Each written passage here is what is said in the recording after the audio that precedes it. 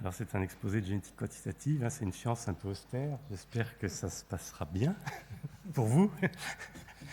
Effectivement, bon, comme ça a été dit dans l'introduction, la sélection classique, elle n'a pas beaucoup reposé sur les lois de Mendel au départ parce qu'on ne connaissait pas... les caractères que l'on souhaite sélectionner sont en général très complexes, soumis à des effets génétiques et des effets de milieu. Et les effets génétiques sont en général liés à un grand nombre de gènes. Donc on n'observe pas de ségrégation mendélienne dans la plupart des caractères complexes. Du coup, la sélection telle qu'elle a été mise en place... elle a été mise en place par des gens relativement appliqués qui voulaient des résultats chez les plantes, chez les animaux, et qui ont utilisé des modèles qui ont été mis en place, qui ont été développés par des mathématiciens et pas par des généticiens plus biologistes, je dirais. Et effectivement, la valeur génétique d'un individu, elle est prédite à partir de ses performances propres, de celles de ses apparentés. Du coup, ce qu'on utilise, c'est les performances et les généalogies. Elle a fait largement ses preuves sur les caractères qui sont assez héritables et assez facilement mesurables. Elle est beaucoup plus, je dirais, l'efficacité est plus limitée pour les caractères peu héritables. Et elle peut être efficace, mais elle est toujours assez coûteuse quand le caractère n'est pas facilement mesurable chez le candidat. Auquel cas, on doit évaluer l'individu sur ses apparentés, et c'est un petit peu forcément plus long. Alors, dans les années, je dirais 90, on a mis en évidence un certain nombre de QTL, assez souvent en surestimant, je dirais, la part de variance qu'ils pouvaient expliquer, et on s'est dit, on va essayer d'utiliser ces QTL en sélection.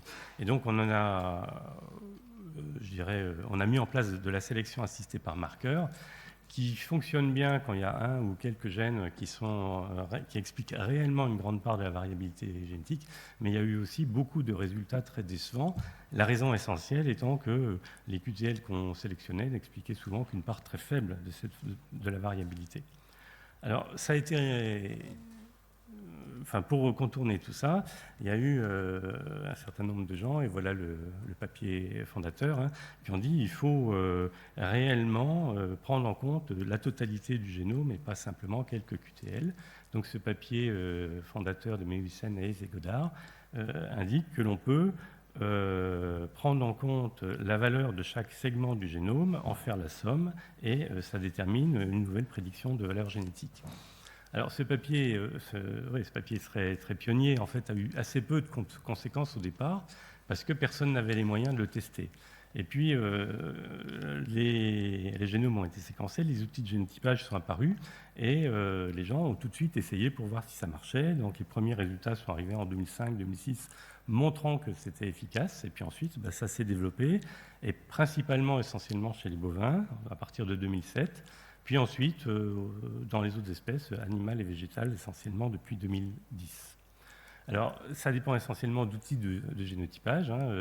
Et donc, maintenant, on parle évidemment de génotypage par séquençage, mais à l'époque, quand ça a démarré, ce qui a vraiment ouvert les possibilités, c'est les puces de génotypage SNP qui permettent de typer de quelques milliers à quelques millions de SNP simultanément. Ça a été disponible, c'est maintenant disponible dans la plupart des espèces animales, au moins. En bovin, on a du choix, je dirais. La première faisait 50 000 SNP, puis il arrivait une haute densité, puis des basses densités qui sont peu chères. Le coût aussi a beaucoup diminué et démocratise un peu l'approche. Ça dépend beaucoup du volume, et puis globalement, c'est en diminution avec le temps. Aujourd'hui, un bovin, on le génotype pour une petite trentaine d'euros, à peu près. Alors, comment ça marche la sélection génomique? Le principe, il est complètement simple, je dirais. Il est à nouveau proposé par des mathématiciens et pas des biologistes, même si l'ouverture sur la biologie commence à se faire maintenant. Ça ne nécessite pas de connaître les gènes, ni les variants impliqués dans la variabilité. On prend une population de référence ou une population d'apprentissage. C'est une population qui est suffisamment grande et où tous les individus sont à la fois phénotypés pour les caractères et génotypés pour un certain nombre de marqueurs, un grand nombre de marqueurs couvrant l'ensemble de leur génome. À partir de cette population assez large, et avec une méthode statistique, on estime l'effet des marqueurs. Alors c'est des effets statistiques et pas des effets biologiques, puisque ces marqueurs ne sont pas causaux. Et ensuite, on applique ces estimations de marqueurs à des candidats à la sélection qui sont génotypés, qu'on va supposer être issus de la même population et donc présentant les mêmes associations. Et chez ces candidats à la sélection, donc, on fait la somme de l'ensemble des effets des marqueurs et on a une prédiction de valeur génétique. Un système complètement boîte noire et très, très opérationnel, hein. Alors, en pratique, on génotype une population de référence, donc on arrive à peindre le génome de cette façon-là. On va faire l'hypothèse que les segments qui ont la même couleur ici, ils portent les mêmes séquences et donc ils ont la même valeur génétique. Et donc tous ces animaux-là qui ont des performances vont ici aider à estimer la valeur du segment rouge par rapport aux autres.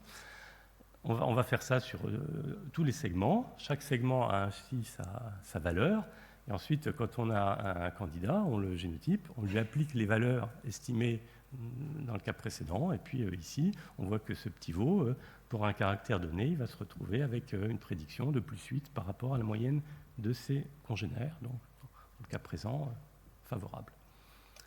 Voilà comment ça fonctionne. Alors, en pratique, il y a différentes approches. Là, on est un peu dans le dur et donc je ne vais pas m'apesantir beaucoup. Mais sachez qu'en général, on a beaucoup plus de variants sur le génome que de performances disponibles pour estimer les effets. Donc, on est dans le cas statistique P très supérieur à grand N. Et donc, on ne peut pas résoudre ça simplement de façon efficace sans rajouter une information a priori dans le système. Et alors, les méthodes proposées vont varier quasiment conceptuellement, philosophiquement, suivant leur a priori. Vous allez avoir une approche qu'on va appeler GBLUP, ou Ridge Regression, qui dit que tous les points du génome ont la même importance, et donc je vais mettre la même a priori. Et ça veut dire que la covariance, la ressemblance entre les individus, entre les valeurs génétiques des individus, va être d'autant plus forte que ces individus partagent plus de segments en commun.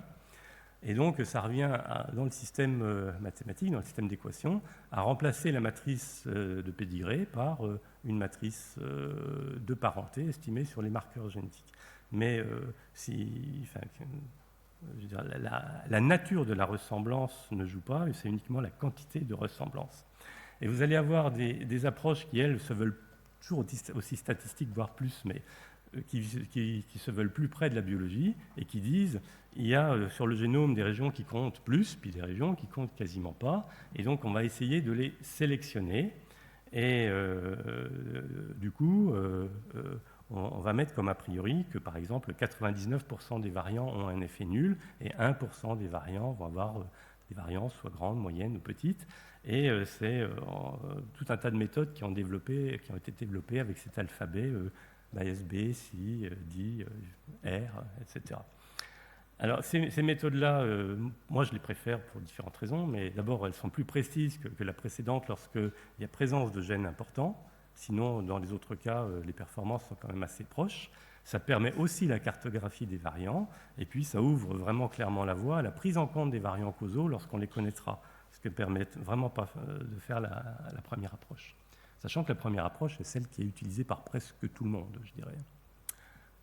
Alors, en termes d'efficacité, je dirais qu'il y a deux grands paramètres qui vont jouer. D'une part, est-ce que les effets SNP sont précisément estimés? Et puis d'autre part, est-ce que ces effets SNP sont capables de bien suivre, je dirais, bien résumer les effets des QTL qui sont juste à côté d'eux?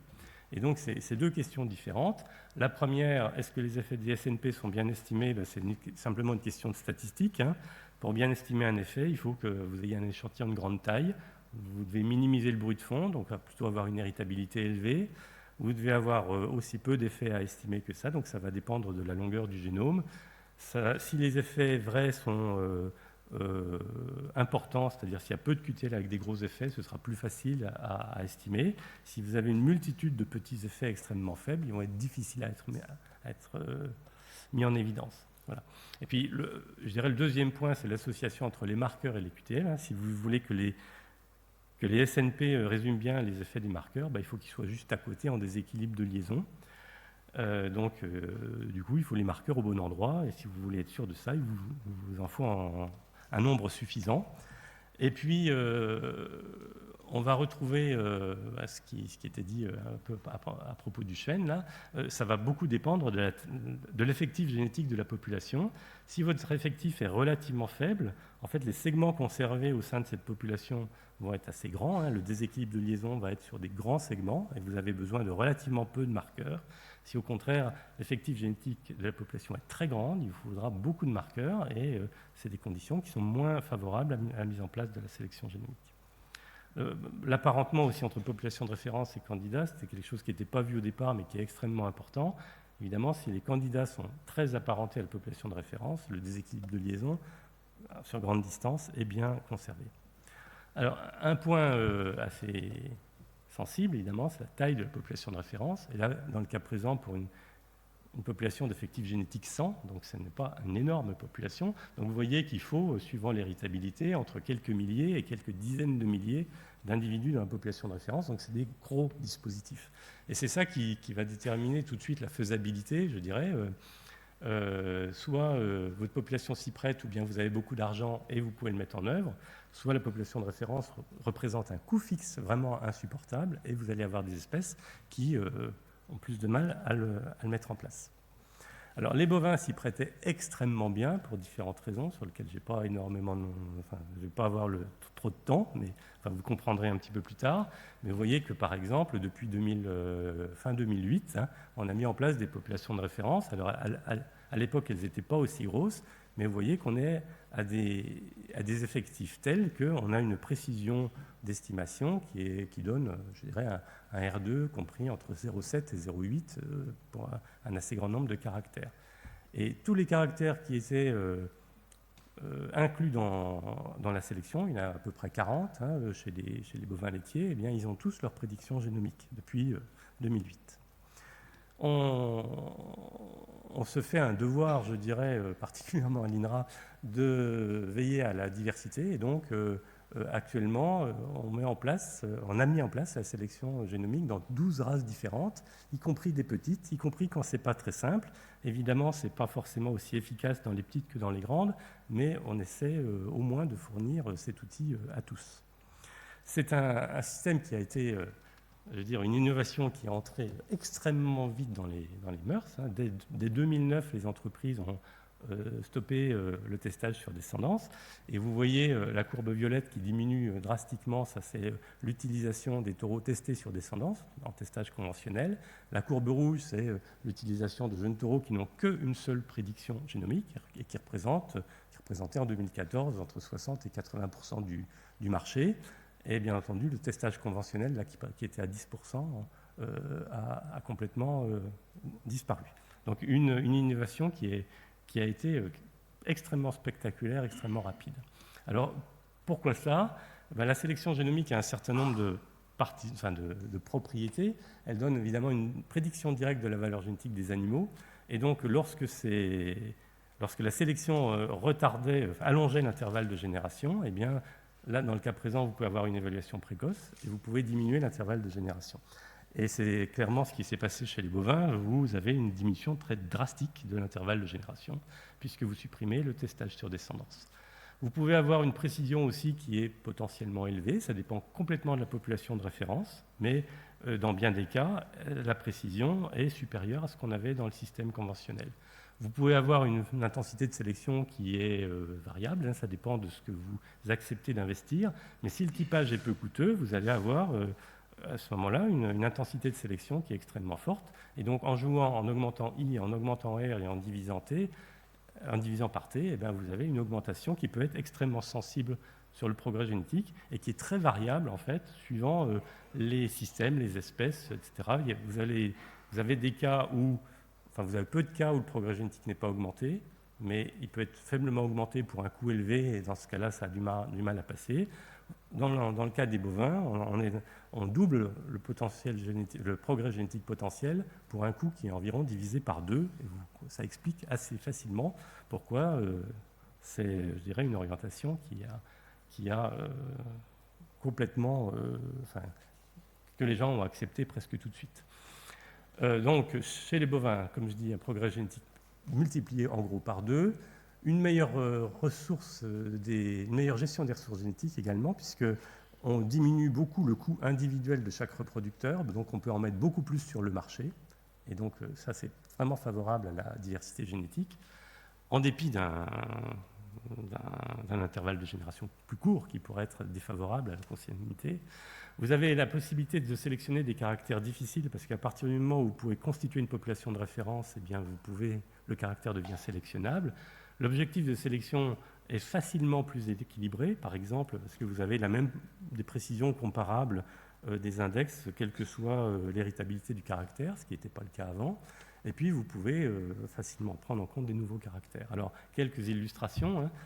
L'objectif de sélection, par exemple, qui était très orienté production, et bien maintenant, la production, y compris la composition du lait, ne représente qu'un tiers.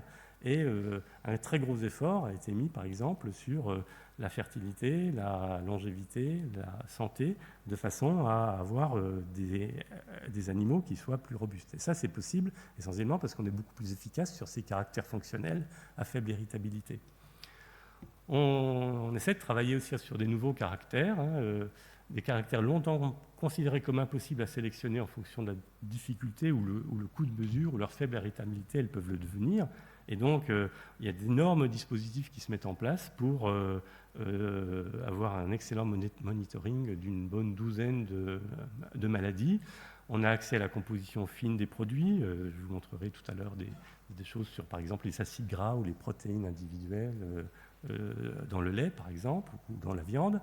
Et puis, on a un gros effort sur l'impact environnemental de l'élevage, qui est quand même beaucoup questionné, et on se met en situation de sélectionner contre la production de méthane des ruminants, par exemple, ou pour l'efficacité alimentaire. Dans ce cadre-là, qu'est-ce qu'apporte le séquençage de génome complet? Alors, d'abord, jusqu'à maintenant, tout ce qu'on a fait, c'est avec du génotypage, les puces ayant été bien entendu développées à partir de séquences, mais d'un nombre limité de séquences.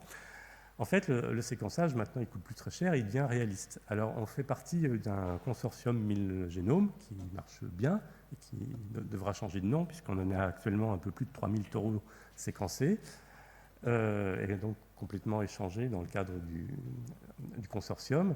Et qu'est-ce que ça apporte, ces données? Eh bien, contrairement aux puces qui comportent des variants neutres, les séquences, elles contiennent vraisemblablement les polymorphismes causaux. Et donc, alors évidemment, elles sont perdues au milieu d'un très grand nombre de variants. On a à peu près 40 millions de variants décrits dans le consortium. Là.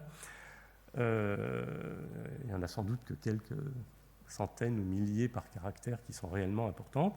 Donc, l'idée, c'est d'inclure toutes ces données de séquence, mais d'arriver à sélectionner uniquement celles qui comptent et de ne pas s'encombrer de l'énorme bruit de fond qui est créé par tous les variants autres qui sont plutôt neutres. Et donc, la stratégie qui est utilisée, c'est d'abord d'imputer la séquence complète du génome des populations de référence, c'est-à-dire des animaux avec génotype et phénotype. Donc ça, c'est une procédure bioinformatique qui utilise, je dirais, le déséquilibre de liaison pour deviner les variants de la séquence qui sont entre les variants je dirais, les quelques milliers de variants qui sont sur les puces. Et une fois qu'on a ça, eh bien, on applique soit les techniques balayésiennes dont j'ai parlé, soit, pour aller plus vite, de l'analyse d'association, donc de type GWAS, sur ces données pour détecter directement des variants causaux, des variants qui sont extrêmement proches des variants causaux. Et ensuite, intégrer directement ces variants causaux dans les prédictions, et avec l'idée que ce soit un peu plus précis, mais pas forcément beaucoup, par contre beaucoup plus persistant. L'effet d'un marqueur, lui, il va être sensible aux recombinaisons, et donc il va s'étioler d'autant plus vite qu'il est loin de la mutation causale. Si vous avez la mutation causale ou des variants vraiment très très proches, eh bien, ces effets-là vont être les mêmes, même si l'individu est loin de la population de référence, même s'il est dans une autre race, ou même s'il est dans un autre pays, etc. Et puis ça ouvre également des perspectives sur l'utilisation des effets au-delà de l'effet additif, qui est ce qu'on sait faire de mieux jusqu'à maintenant. Alors, l'imputation, est-ce que ça marche bien? Là, c'est ce qu'on avait il y a 2-3 ans, je dirais. Vous voyez qu'on impute extrêmement bien les variants fréquents. Dès qu'on est en dessous de 5% de fréquence d'allèles rares, ça devient peu précis. Et c'est pour ça qu'on cherche à continuer. Et vous voyez, par exemple, le gain qu'on a eu en passant de 400 à 1100 eh bien, ça passe du bleu ciel au bleu foncé. Vous voyez qu'on a sensiblement gagné sur les variants rares, et aujourd'hui, avec 3000, eh bien, on regagne encore, alors qu'on ne gagne plus vraiment beaucoup sur les variants fréquents. C'est d'autant plus important que les variants rares sont quand même très largement majoritaires dans les variants de la séquence, hein, évidemment. Alors, une fois qu'on fait ça, bien, vous voyez que ça ouvre des perspectives extraordinaires, parce que toutes les populations de référence qui servent à la sélection sont également, du coup, des populations de cartographie et des populations de recherche. Alors, on a eu un exposé sur la recombinaison. Moi, je ne suis pas du tout spécialiste de recombinaison, mais on s'est associé à 3 autres équipes pour mettre toutes nos données en commun. On a des centaines de milliers d'animaux génotypés dans une structure familiale. Donc on peut construire un phénotype qui est le taux de recombinaison d'un père ou d'une mère, et ça nous a conduit directement sur des mutations quasi causales, en tout cas des très bonnes candidates, dans 6 gènes différents. Moi, je n'étais pas habitué à ce genre de recherche, hein. Je suis plutôt dans le monde plus appliqué, je dirais, mais ça ouvre des perspectives qui sont assez extraordinaires. Une autre chose qu'on a faite il y a 3 ans déjà, c'est de rechercher dans la population des individus de rechercher des haplotypes relativement fréquents dans les populations, mais qui sont quasiment jamais présents à l'état homozygote. L'idée étant que c'est sans doute des haplotypes qui portent des mutations létales à l'état embryonnaire. Et au jour d'aujourd'hui, on en a trouvé une douzaine différentes. Et on tombe assez souvent sur des gènes extrêmement, qui sont au cœur de de fonctions essentielles, hein. Si vous prenez GART, par exemple, c'est un gène qui code pour une enzyme impliquée dans la synthèse des purines. Si vous prenez SMC2, qui n'est pas là, c'est un gène qui code pour une protéine qui stabilise les chromosomes, par exemple. Donc, on touche vraiment à des fonctions extrêmement fondamentales en utilisant des données créées pour des applications. Les analyses d'association, vous voyez ici la concentration en acide gras, un acide gras particulier, le C12,0 dans le lait, qui n'est pas de loin le plus exprimé. Vous voyez que dans 3 races différentes, l'analyse d'association pique exactement sur le même point. Et au final, en combinant les données de ces 3 races, on a une résolution inférieure à 5 kilobases pour la mutation causale. Et on a 5-6 variants candidats différents, qui nécessitent un peu de validation. Ici, un autre exemple, hein, un petit peu plus développé. Au-dessus, 2 analyses d'association relativement simples, mais dans deux races différentes. Donc la résolution à l'intérieur d'une race n'est pas extraordinaire, mais quand vous en combinez 2, c'est plutôt pas mal. En bas à gauche, vous allez avoir un graphe qui représente les niveaux de signification dans une race par rapport à l'autre, et vous voyez que ça met en évidence quelques points rouges. Ces quelques points rouges, quand on regarde là où ils sont sur le génome, c'est juste en amont du gène AGPAT6, qui nous semble être un bon candidat, et on n'a plus que 4 variants, et un tout petit peu d'annotation nous permet de nous dire que celui qui est au bout de la flèche est le causal.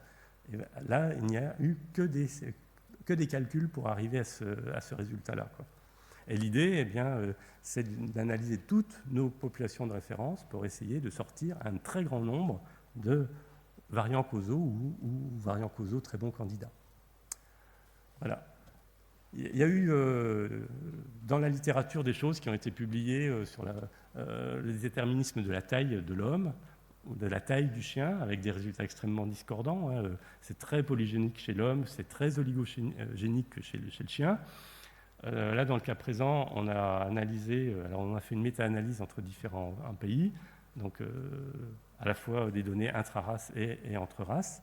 Donc il y avait 58 000 taureaux, chacun étant testé sur descendance. Donc le phénotype, c'est la moyenne des filles, d'une centaine de filles approximativement. Et là, on détecte 163 régions. Et quand on regarde ensuite en validation sur des populations indépendantes, on explique que 10% de la variabilité intra-race et 50% de la variabilité entre races, ce qui nous laisse supposer que le bovin est plutôt plus comparable à l'homme qu'au chien. sur la taille. Sur le déterminisme de la taille, bien sûr. Voilà, donc c'est pour vous donner une idée je dirais, de la situation. À la fois, la sélection a complètement changé chez le bovin. Elle a changé aussi d'ailleurs dans son organisation. Vous pouvez imaginer que les structures ont été quand même un petit peu bousculées. Et puis, je veux dire, ça ouvre des perspectives de science avec le bovin qui, dans un certain nombre de cas, devient, de notre point de vue, une bonne espèce modèle quand on tombe sur le modèle qui convient particulièrement, quoi. On est tombé, par exemple, sur un syndrome un peu particulier, le syndrome de Charge, donc qui est vraiment une sale maladie chez l'homme. Hein. Nous, on a eu un taureau qui a eu une mutation dominante qui a fait 500 produits atteints du syndrome de Charge, dont on a réussi à en phénotyper l'essentiel, et on a mis en évidence les gènes modulants, les gènes modulateurs, parce que je veux dire, parmi les 500, il y en avait qui étaient très affectés et d'autres peu affectés. Et ce cas typique, je suis persuadé qu'il est vraiment unique. Et quand on a parlé aux cliniciens humains, ils étaient étonnés, pour le moins qu'on puisse dire. Voilà. Donc les perspectives, eh bien, moi je suis persuadé que ça va se développer, alors plus ou moins vite suivant les espèces. Hein. Ça va dépendre beaucoup je dirais, du gain de progrès génétique qu'on peut espérer, et puis je dirais, de l'investissement, du coût fixe que représente la population de référence par rapport au fonctionnement du schéma. Donc ça va se développer de façon variée, mais pour l'instant c'est déjà bien en place chez la poule, chez le porc, chez le brebis laitière, le bovin laitier, bovin viande bien sûr.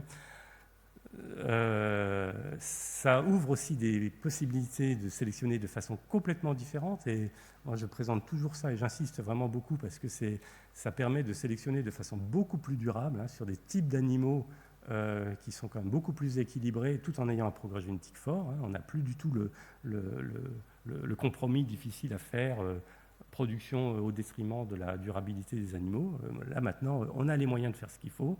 On peut aussi sélectionner beaucoup mieux sans perdre la variabilité génétique parce que on sélectionne vraiment sur une valeur individuelle et beaucoup moins sur une valeur familiale. Et puis, on a tout ce qu'il faut pour trouver les variants causaux des caractères complexes et puis, du coup, prendre en compte en sélection et puis, par ailleurs, les analyser pour comprendre l'architecture des caractères. Voilà, et je vous remercie beaucoup.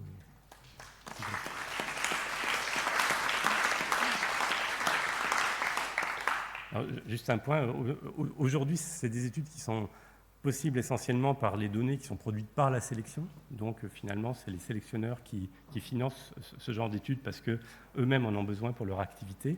Par contre, au départ, tout ça n'a été possible que par plusieurs programmes cofinancés par l'ANR et par Apigène, qui est la structure d'investissement en génomique de la profession bovine, pour l'essentiel. Voilà. Merci beaucoup pour cet exposé. On a le temps pour quelques questions. Oui, tout d'abord, merci. J'ai énormément de questions, mais je vais en poser que deux. La première, c'est sur l'épistasie. Vous avez parlé un petit peu. Donc là, il n'y a pas du tout de modèle. Enfin, vous avez pas. C'est uniquement additif. Oui, et le deuxième point, est-ce que vous avez regardé les corrélations génétiques entre les traits maintenant sur vos données?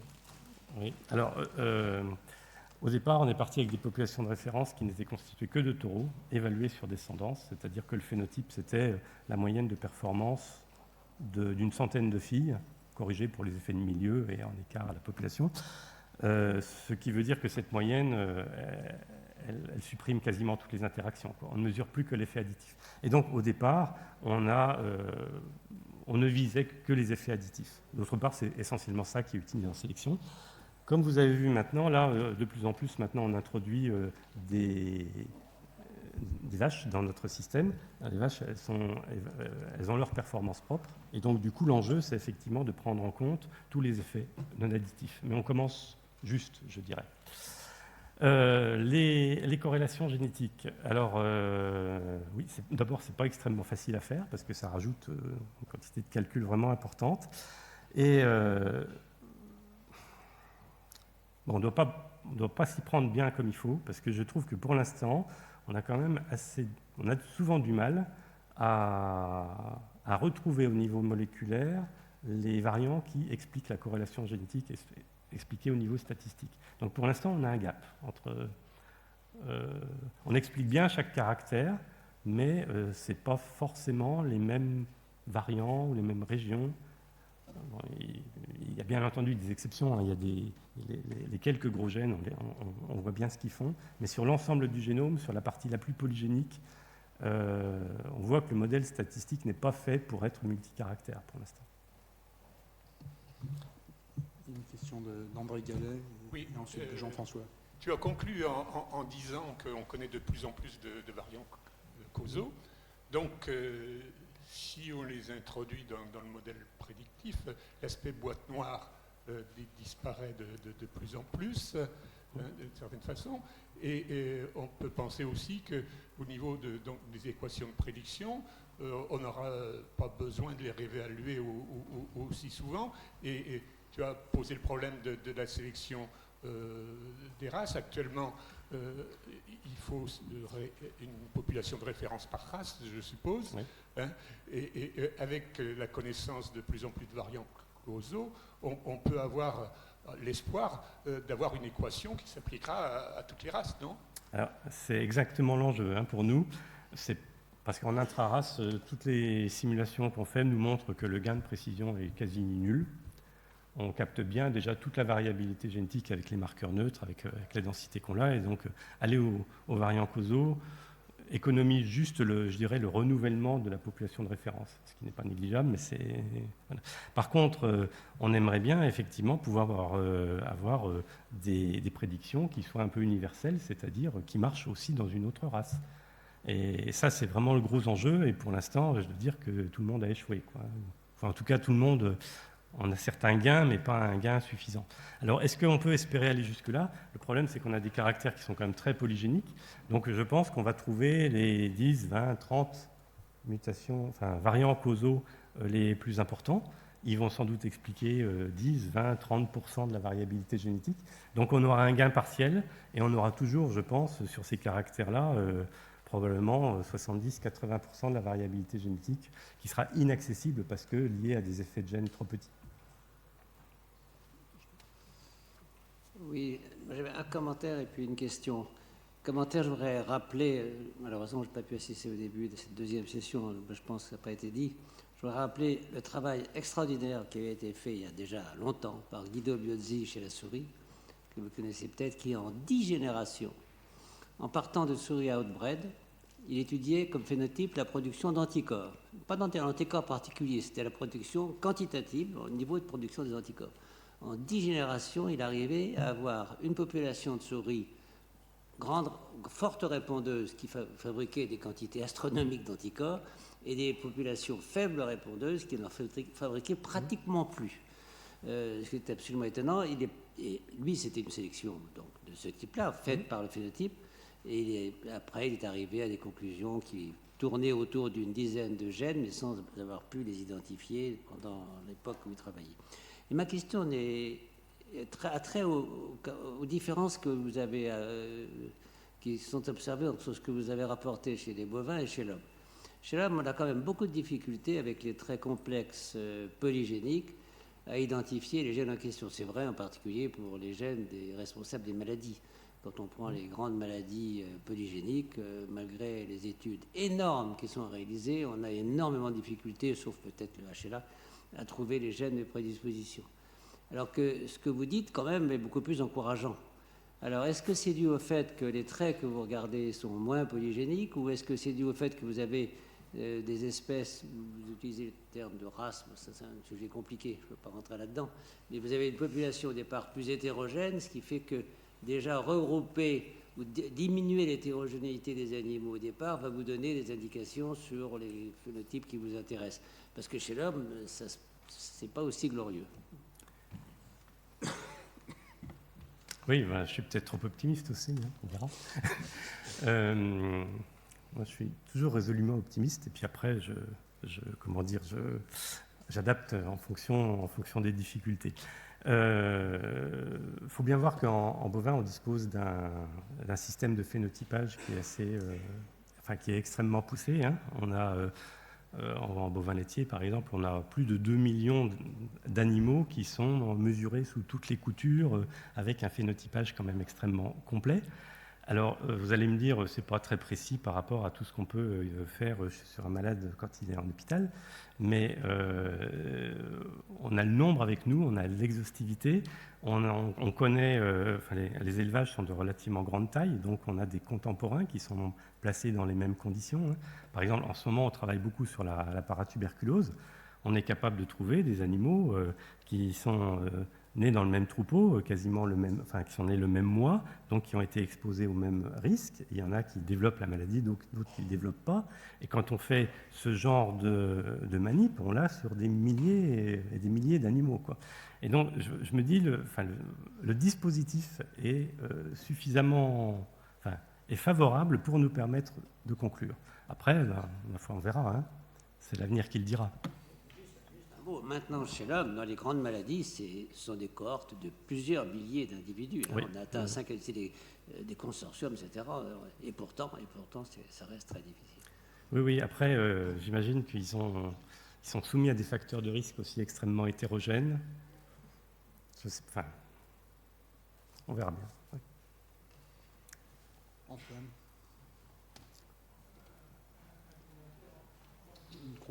Appuie sur le grand bouton.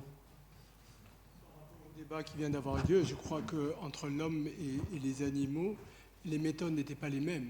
Hein, on utilisait beaucoup la GWAS chez l'homme et encore, et c'est finalement Vischer, quand il a utilisé les méthodes de la génomique, de la sélection génomique, qui a pu montrer, si on prend toute l'information, eh bien, la missing héritabilité n'est plus une missing héritabilité. Et on arrive à expliquer plus de 60% de l'héritabilité que l'on qualifiait de missing héritabilité quand on avait, on utilisait les méthodes GWAS. Alors ça c'est très clair. Le GWAS manque de puissance et donc clairement ne trouve qu'une petite partie de la variabilité génétique. Une analyse complète du génome montre qu'on peut capter 60, 80, 90%. On observe la même chose chez nous, hein. La prédiction de la taille est extrêmement bonne, globalement, sans qu'on connaisse, je vous ai dit, les 163 gènes n'expliquent pas grand-chose au final, hein. Donc ça veut dire que... Alors après, on voit que les marqueurs génétiques, dans leur globalité, permettent de capter la variabilité génétique. Ça reste une boîte noire. Pour moi... on trouvera toujours des gens qui disent c'est irréaliste de penser qu'il y a 10 000 gènes qui jouent sur un caractère, parce qu'il n'y a pas la place. Il y en a qui vont dire mais vous ne tenez pas compte des interactions entre gènes, vous ne tenez pas compte de l'épigénétique. Il suffit qu'il y ait des effets épigénétiques à courte distance d'une génération à l'autre, et puis du coup les effets, les paramètres génétiques sont complètement biaisés, quoi, hein. Donc ce que je peux dire, c'est qu'on capte toute la variabilité génétique avec les marqueurs sur l'ensemble du génome, mais on ne donne aucune explication. Voilà.